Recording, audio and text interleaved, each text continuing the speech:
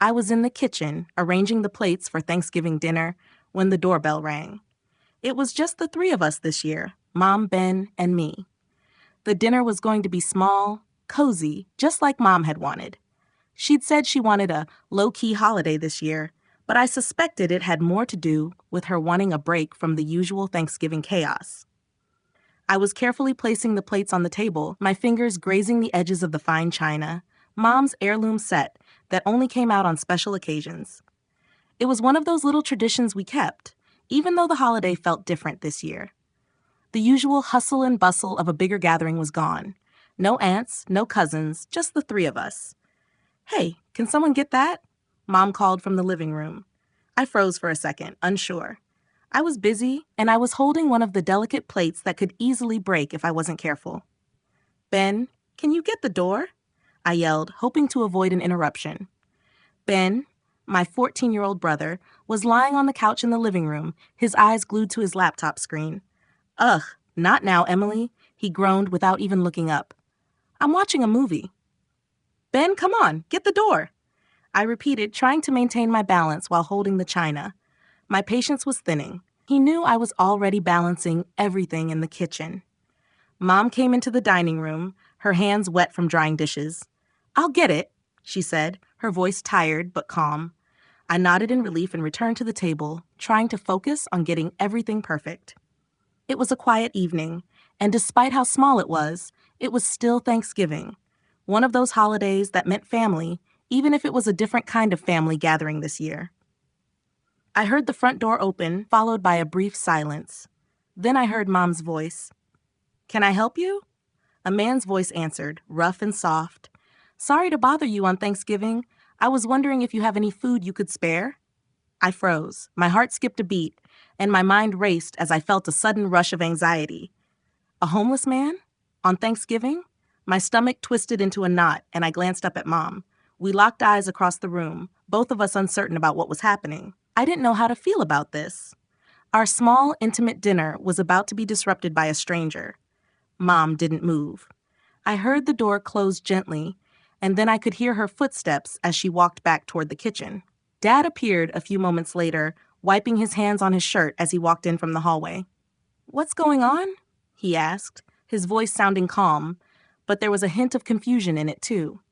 Mom looked at him, and I could tell she wasn't happy about the situation. "There's a man outside," she said, her voice quieter now. "He's asking for food." Dad nodded without saying much, walking toward the front door. "I'll take care of this," he said, his tone more matter-of-fact than I expected. "Just keep setting the table." I stayed quiet, but the unease in my chest only grew stronger. I couldn't stop thinking about how strange it felt. Thanksgiving was supposed to be just us. Mom had made it clear that this was going to be an intimate, peaceful evening. Now, a stranger was at the door, asking for food. I didn't know how to process this. Should we really be inviting someone like that into our home? A few minutes later, Dad walked back into the room. "I invited him in," he said simply. "His name's Jim. He's hungry, and I think he just needs a place to sit down for a bit." Mom didn't hide her disbelief. "Are you serious?" she asked, crossing her arms over her chest. "We don't know him, Rob. He could be dangerous." I felt the tension between my parents immediately. It was one thing to be nice to someone from a distance, but letting a stranger into our home, especially on Thanksgiving, it felt like an invasion of our family time, a disruption that I wasn't prepared for. "Mom, it's Thanksgiving," I said, almost without thinking. "Why don't we just give him a plate and let him go?" I didn't understand why this had to go so far. Why invite him to sit down with us, to take up space in our home? Dad turned to me, his face hardening slightly.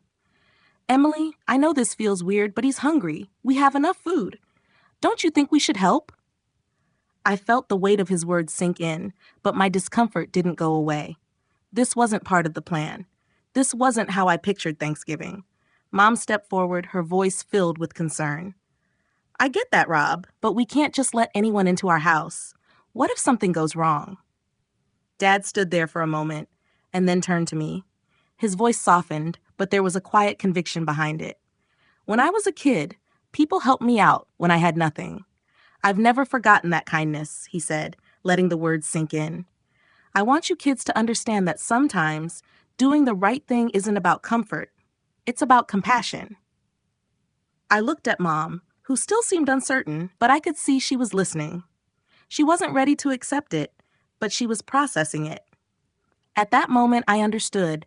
Dad was trying to teach us something bigger than just food or charity.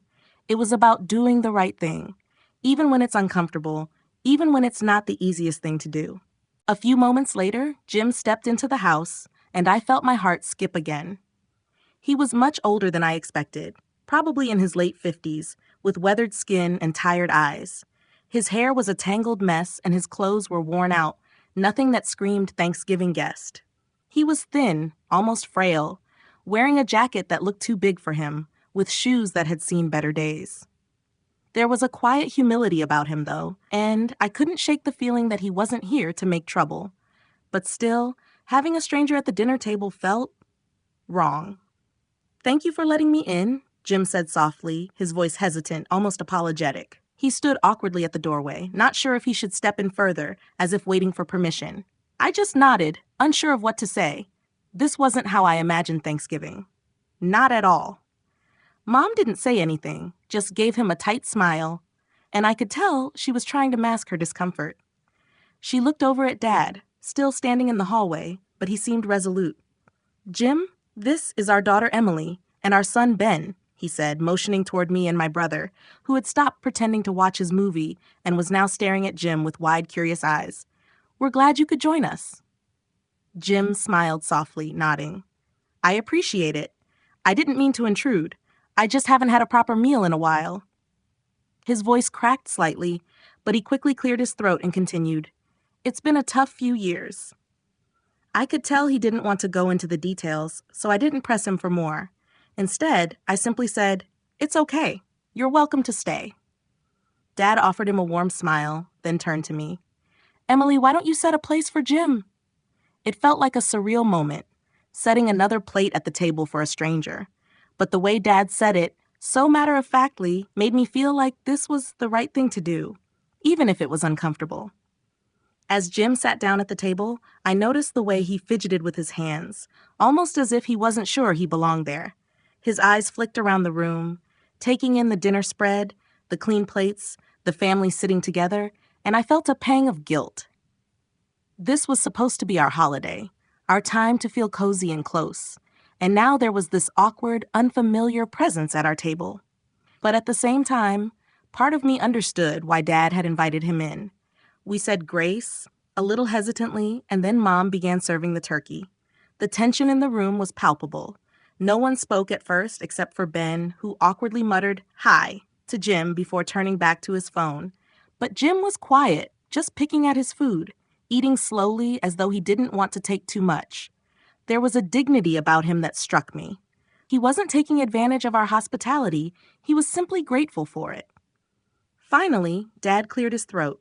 "Before we eat, it's tradition for us to say what we're thankful for." He looked around the table, waiting for everyone to respond. I didn't know what to say. What was I thankful for? A quiet dinner? A family that always stuck together? Nothing felt special about it in that moment. Not while Jim, a man who was struggling, was sitting across from me. "Emily?" Dad prompted, looking at me. I sighed, staring at my plate. "I'm thankful for my family," I said slowly, my voice unsure, "and for having enough to share with someone who needs it." The last part felt almost like a lie, like I wasn't really grateful for the chance to help Jim, but I wasn't about to say that. Jim looked at me and smiled, his eyes soft.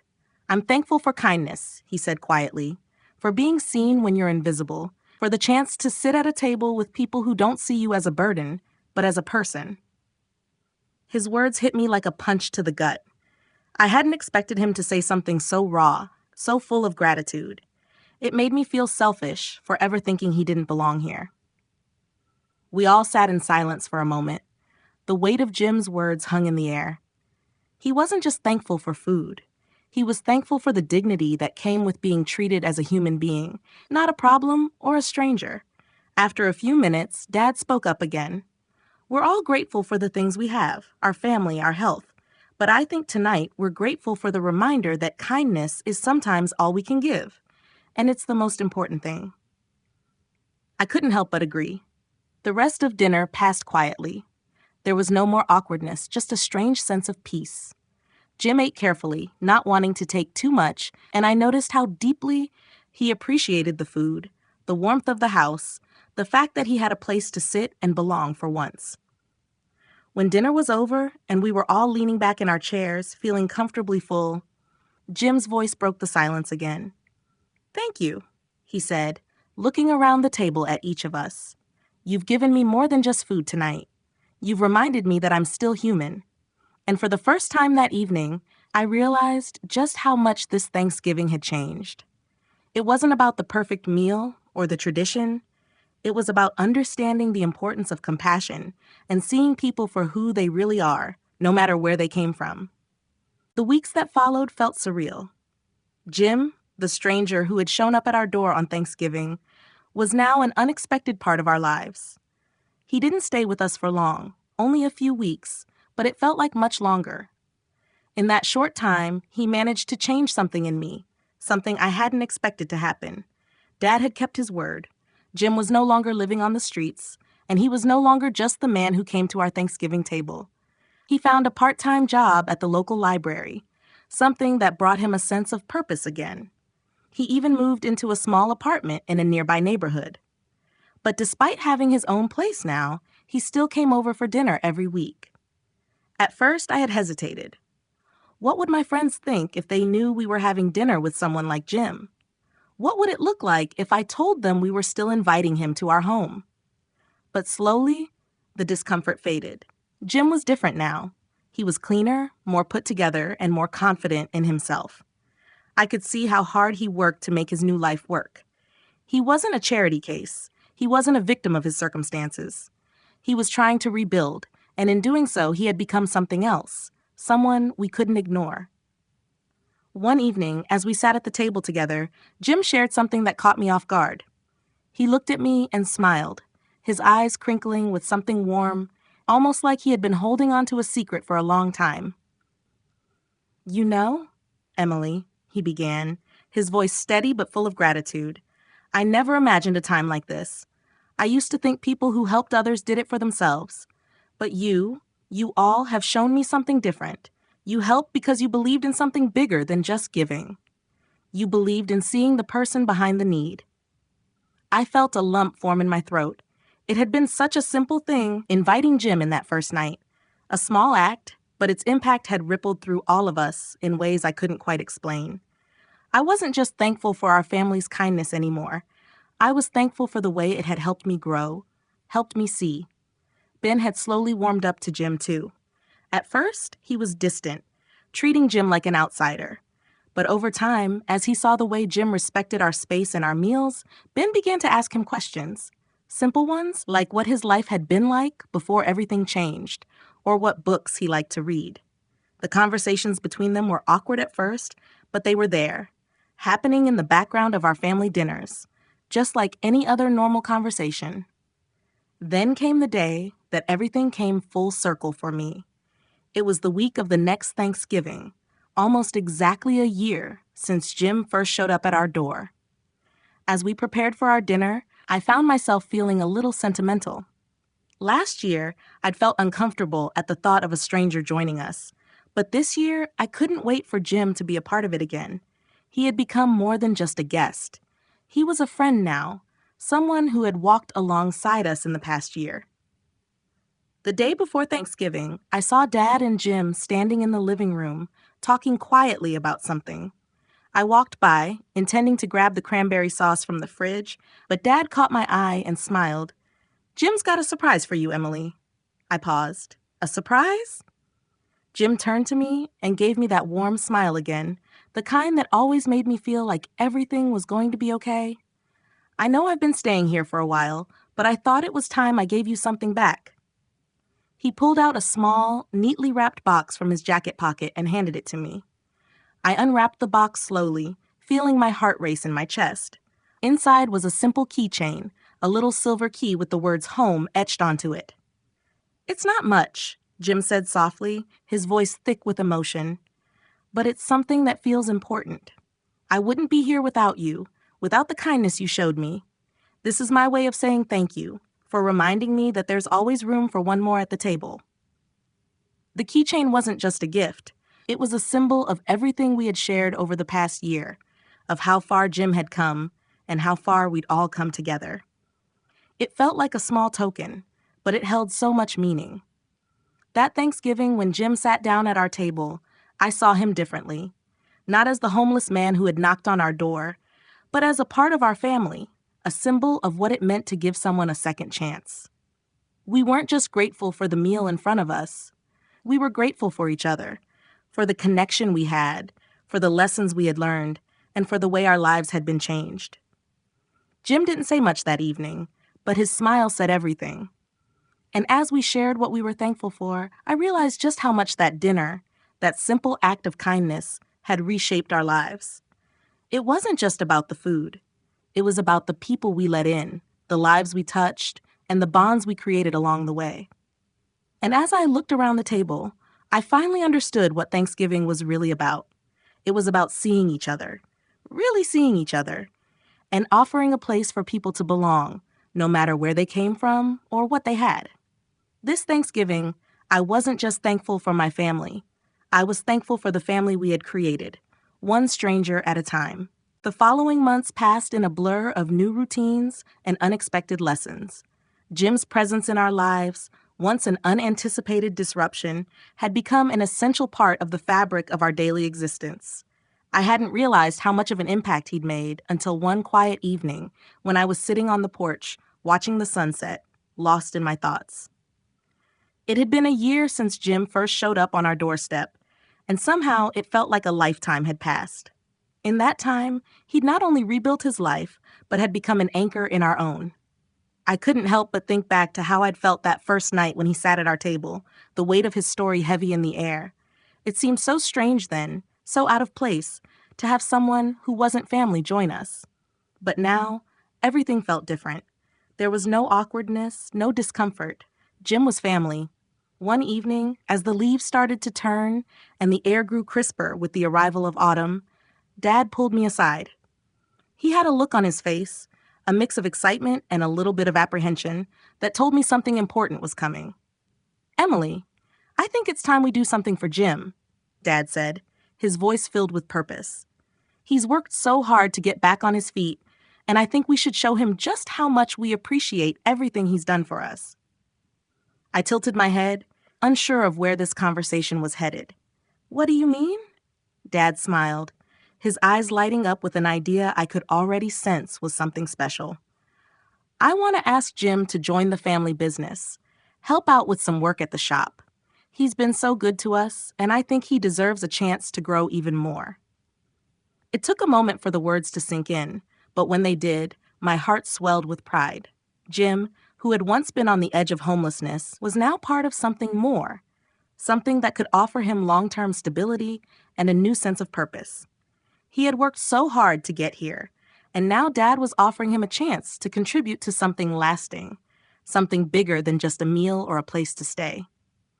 The next week, when we sat down for dinner, Dad made the announcement. Jim was sitting across from me, his usual quiet demeanor softened by the warmth of the room. When Dad told him, Jim's face immediately lit up, and I could see the surprise and gratitude in his eyes. He looked at Dad, his voice thick with emotion. "I don't know what to say. I never thought I'd have this kind of opportunity again." Mom reached over and squeezed his hand, her usual caution replaced by a soft smile. "Jim, you've earned it. You've earned more than this, really. It's just one small way for us to show you how much you've changed all our lives." I looked at Jim, who now had a small tear in his eye. He'd come so far in such a short time. I couldn't help but feel proud of him, proud of how far he'd come from the man who had stood outside our door that first Thanksgiving, unsure of whether we'd help him at all. In a way, his journey had mirrored ours. We had all grown in unexpected ways, and as much as we'd helped him, he had helped us too. That night, as I lay in bed, I couldn't stop thinking about how everything had changed. A year ago, our Thanksgiving dinner had been about something simple: food, family, and a quiet celebration. But now it was about so much more than that. It was about giving, growth, and seeing the humanity in others. Jim had been that stranger at the door, But now he was a part of our story, a part of our lives that I never wanted to lose. Thanksgiving had become a time for reflection, not just on the things we were grateful for, but on the ways we had changed and evolved as people.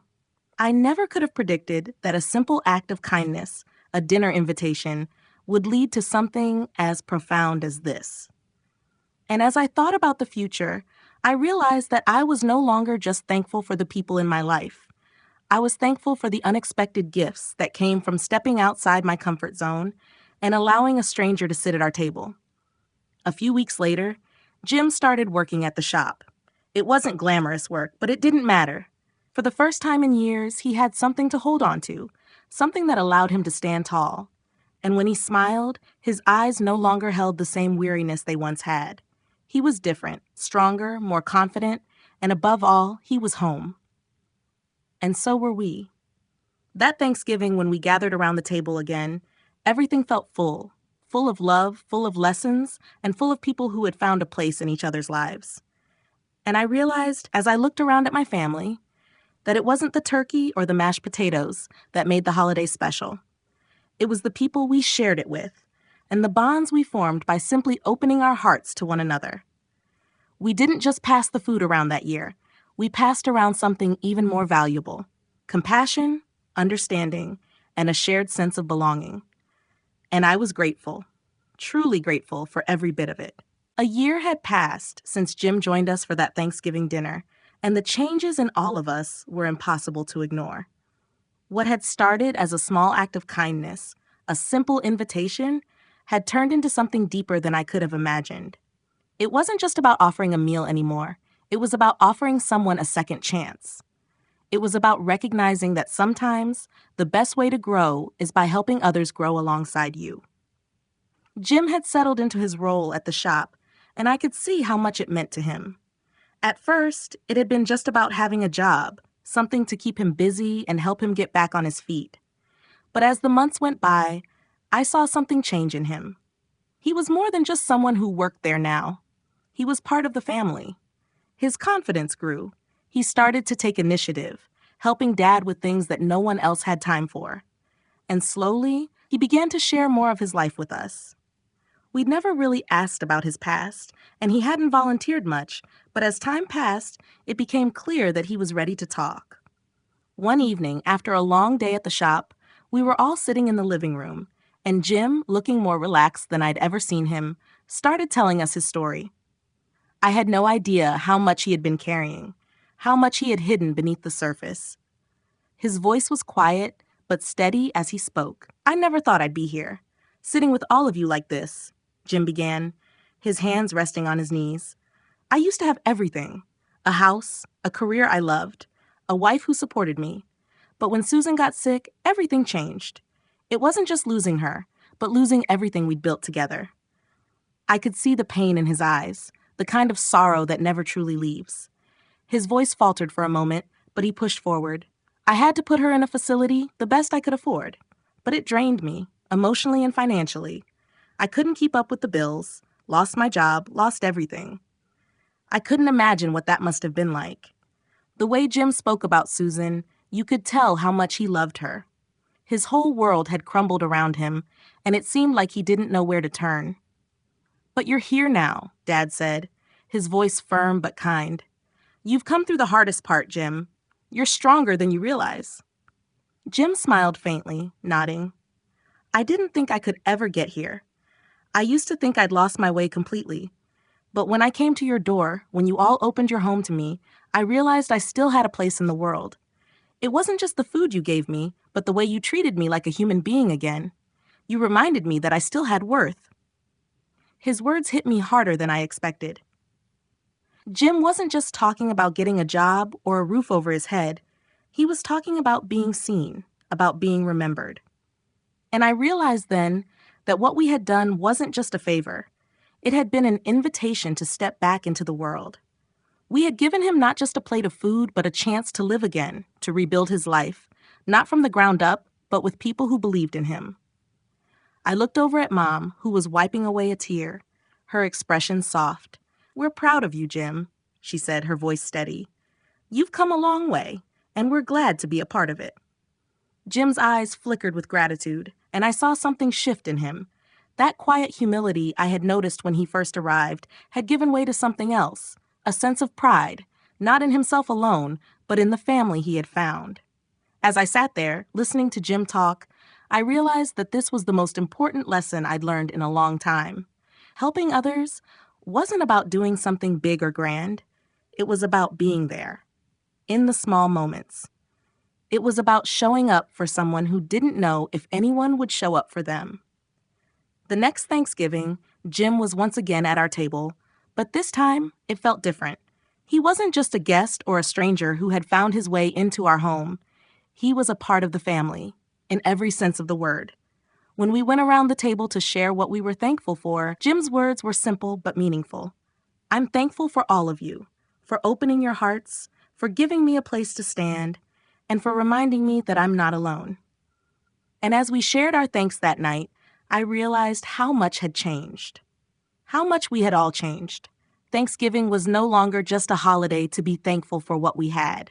It had become a reminder that sometimes the best thing we can do is offer someone else a place at the table, a place where they're seen, heard, and valued. And in doing so, we all find a little more of ourselves. This year, I wasn't just grateful for the food, the family, or the traditions. I was grateful for the chance to be part of something bigger than myself. For the first time in my life, I understood what it meant to truly give, not just of things, but of love, support, and the belief that anyone can change, no matter how lost they may feel. And that, more than anything, was the real gift of Thanksgiving. In life, it's essential to remember that kindness and compassion have the power to change lives. Often, the simplest actions, like offering a helping hand, a listening ear, or a place at your table, can make a significant difference in someone's life. Never underestimate the value of seeing others for who they truly are, beyond their circumstances. Sometimes, the greatest gift you can give is not material, but emotional support and a sense of belonging. Helping others not only transforms their lives, but enriches your own, teaching you the importance of empathy, connection, and the power of second chances.